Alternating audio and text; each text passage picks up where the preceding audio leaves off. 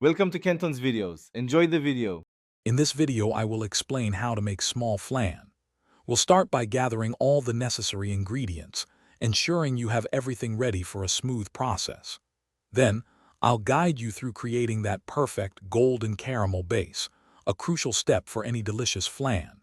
Next, we'll mix the creamy custard and bake it to a silky smooth perfection.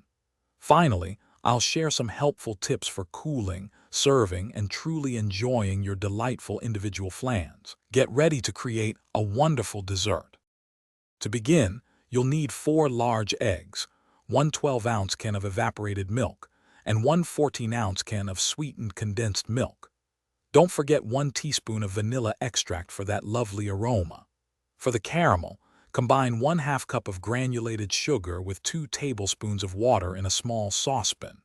Heat this mixture gently over medium-low heat, stirring occasionally, until it transforms into a beautiful, rich amber syrup. This takes about 5 to 8 minutes. Now in a large bowl, whisk together your 4 eggs, the evaporated milk, condensed milk, and the vanilla extract until the mixture is completely smooth and well combined. Carefully pour this creamy flan mixture over the cooled caramel in your individual ramekins. Place these ramekins into a larger baking dish, then fill the dish with hot water, creating a water bath. Bake at 350 degrees Fahrenheit for 45 to 60 minutes, or until a knife inserted near the center comes out clean. Once baked, remove your flans from the oven and let them cool completely at room temperature for at least 1 hour. This initial cooling is important.